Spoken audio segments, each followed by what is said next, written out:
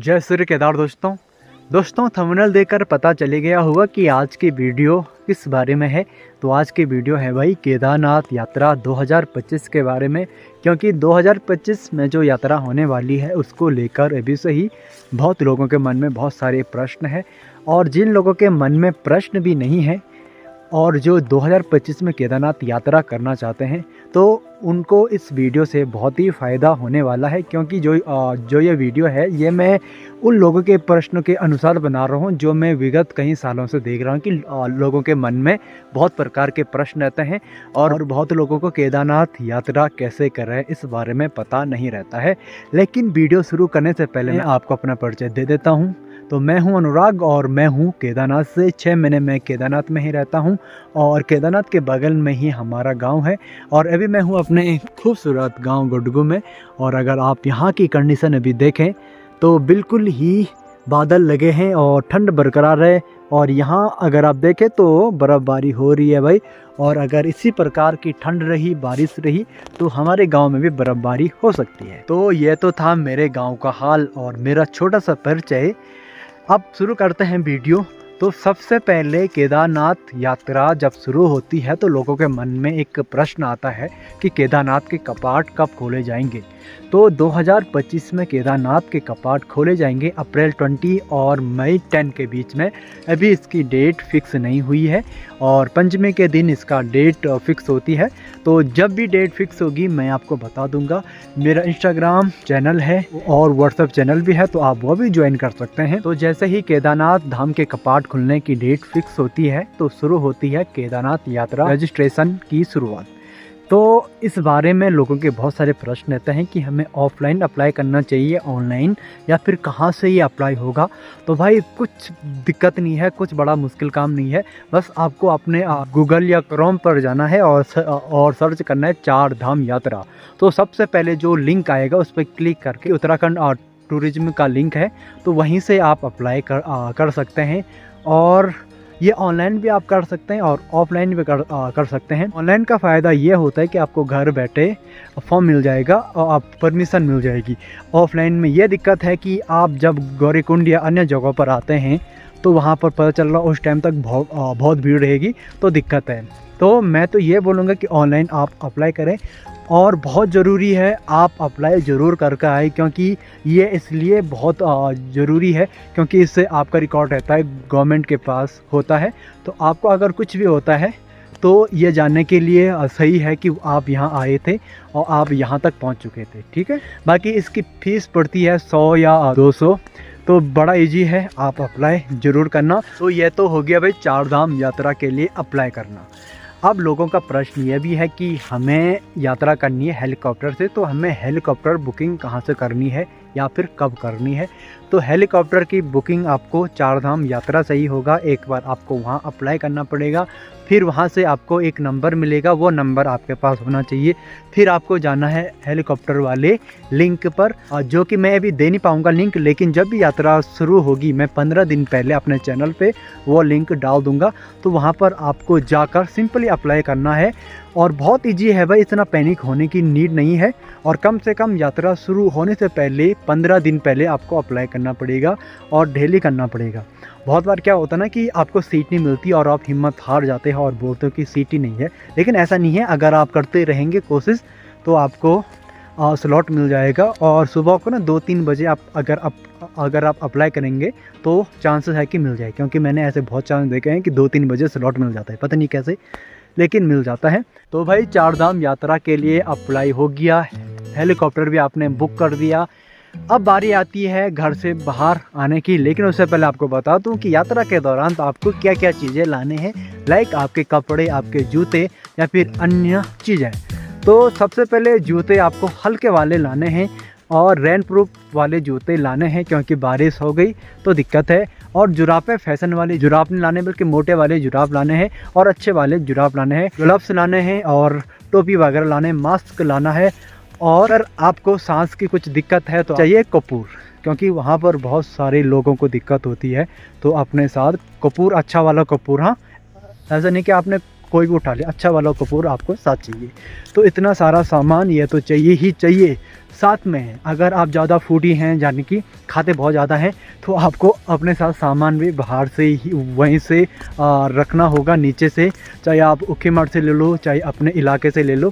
क्योंकि केदारनाथ में जो ही आप एंटर करेंगे नीचे गौरीकुंड से, तो आपको सामान मिलेगा डबल प्राइस पे। और साथ में रेनकोट वगैरह भी रख देना, क्योंकि ऊपर आपको रेनकोट बहुत हाई प्राइस पे मिलने वाले हैं। और साथ में जैकेट वगैरह ज़रूर रखना। और जैकेट भी ऐसे नहीं कि आपने बहुत सारी रख दी, एक जैकेट रखना और अच्छी रखना, ताकि आपके पास वेट भी ना बढ़े और आप कंफर्टेबल भी रहे, ठंड भी ना लगे। तो अब आपकी पैकिंग हो चुकी है। अब निकलते हैं आपके घर से बाहर उत्तराखंड की तरफ। उत्तराखंड के लिए आप तो निकल तो चुके हैं, लेकिन मन में प्रश्न ये है कि भाई हमें उतरना कहाँ पर है। तो आपको एक चीज़ बता देता हूँ कि आप चाहे देश के किसी भी कोने से हैं, आपको एक ही जगह पर उतरना है, वो है हरिद्वार। तो हरिद्वार में जैसे ही आप उतरेंगे, वहाँ से आपको बस, टैक्सी, कुछ भी बहुत आसानी से मिल जाएंगे। क्योंकि पिछले साल की मुझे याद है कि बहुतों के क्वेश्चन मुझे आए थे, मैसेज आए थे कि हम आ तो जाएं, लेकिन भैया वहाँ से बस वगैरह मिल जाएंगी क्या। तो टेंशन की कोई बात नहीं है, वहाँ से आपको बस इजीली मिल जाएंगे और किसी भी वक्त मिल जाएंगे। और ख़ुद बस वाले आपको बोलेंगे कि भैया सोनप्रयाग ऐसे बोलेंगे, ठीक है। तो टेंशन की कोई बात नहीं है। तो आप हरिद्वार में भी आ चुके हैं, आप बस में या फिर टैक्सी वगैरह जीप वगैरह में बैठ चुके हैं। अब मैंने प्रश्न है कि यह किराया कितना लेगा। तो बस वाला आपसे लेगा 700 या 800 रुपये, टैक्सी वाला लेगा 900 या 1000 रुपये, और अगर आपने पर्सनल कार वगैरह की है तो वो लेगा 1200 या 1100 रुपये। तो बहुत ही सस्ते में है, जो आपको हरिद्वार से सीधे पहुंचाएगा सोनप्रयाग की तरफ। अगर रास्ते में आप कहीं उतरते हैं, अगर आपकी शेयरिंग है, तो वो आपसे उतने चार्ज लेगा जितना कि उसने दूरी तय की होगी, ठीक है।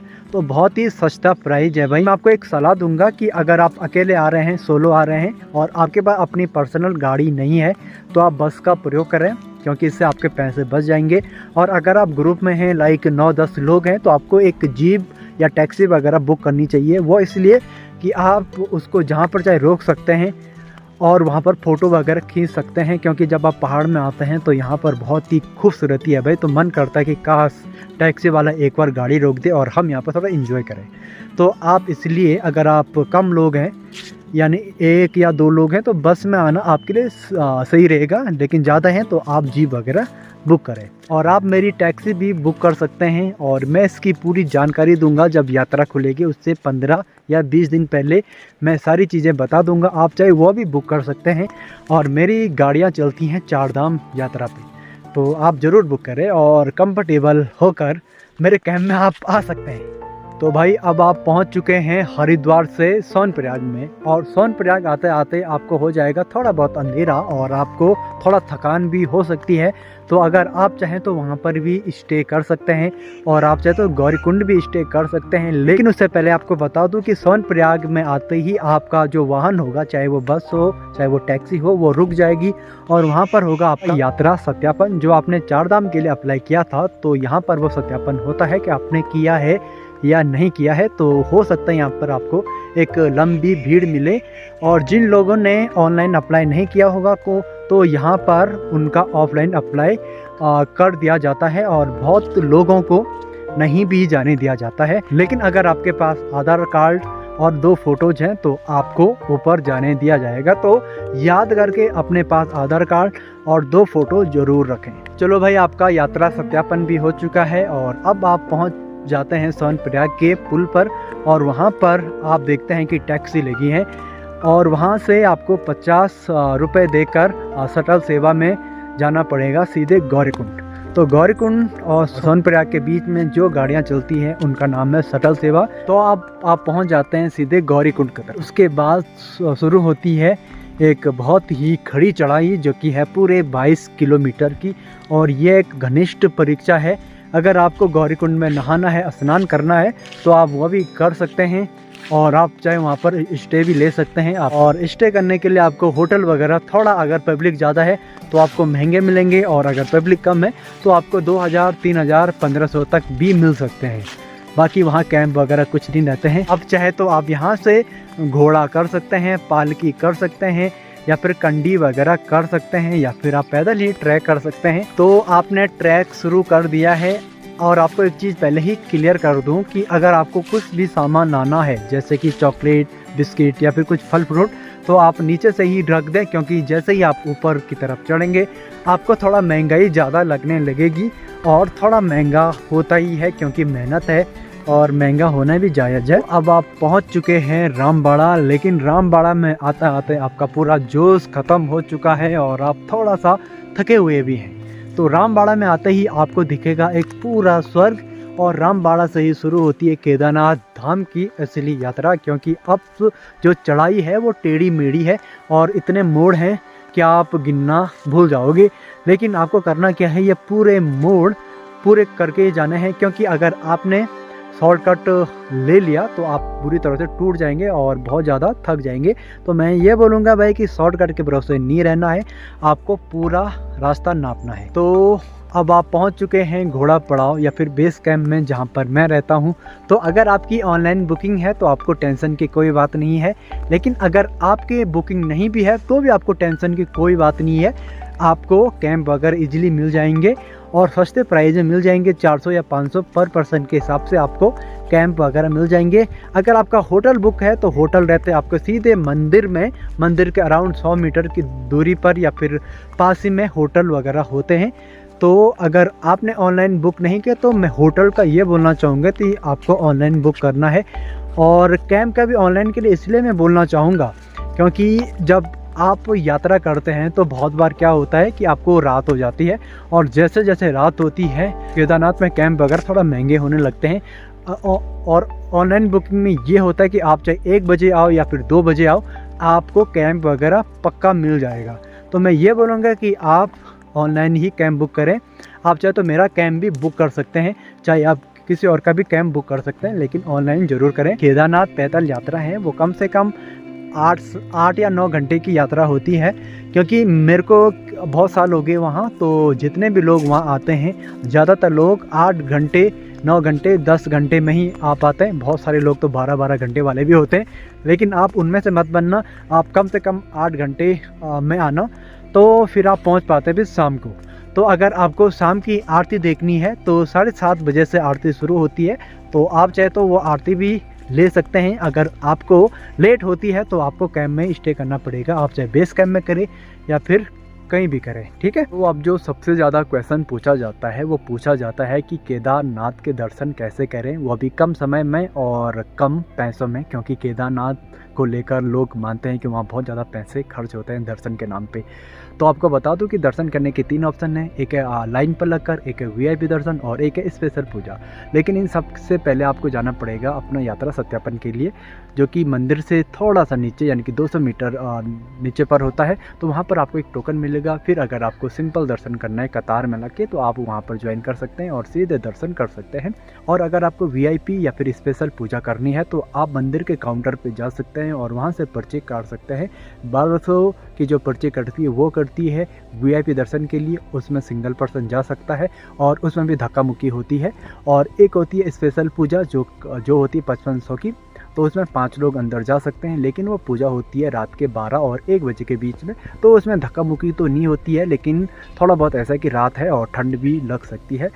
बाकी मैं तो ये बोलूँगा कि वीआईपी या फिर स्पेशल पूजा न करवाएं और सिंपल दर्शन करें, उसी में सच्ची भक्ति है। और जब आपके दर्शन हो जाए तो आप बाबा भुकुंड भैरव के दर्शन भी कर सकते हैं, और साथ में वहाँ पर जो भंडारा लगता है उसका भी आनंद आप ले सकते हैं और ज़रूर बाबा का प्रसाद भी ले सकते हैं। बाकी वहाँ पर बहुत सारी जगह हैं घूमने के लिए और वो समस्त जगह आप घूम सकते हैं। तो यही एक प्रोसेस है जो आपकी यात्रा को सफल बना सकती है। और आई होप कि आपको ये वीडियो पसंद आई हो, और मैंने ज़्यादा एडिटिंग वगैरह की नहीं है तो आपको थोड़ा दिक्कत भी हुई हो समझने में, लेकिन यही होता है भाई यात्रा। और जब आप अपने घर से निकलो तो आप मुझे भी मैसेज कर सकते हैं अगर आपको कुछ भी दिक्कत है। अगर आप सोलो हैं तो भी आप मुझसे मैसेज कर सकते हैं। और इंस्टाग्राम पर फॉलो करिए, क्योंकि वहाँ पर मैं केदारनाथ के मामले में हर एक खबर डालता रहता हूँ। और यूट्यूब पे तो आपको सब्सक्राइब करना ही है भाई। और अगर आपके कुछ भी प्रश्न हैं, डाउट्स हैं, या फिर किस टॉपिक पर मैं वीडियो बनाऊँ, वो भी कमेंट आप कर सकते हैं। बाकी मिलते हैं दूसरी न्यू वीडियो में, तब तक के लिए जय श्री केदार, अपना ध्यान रखिए।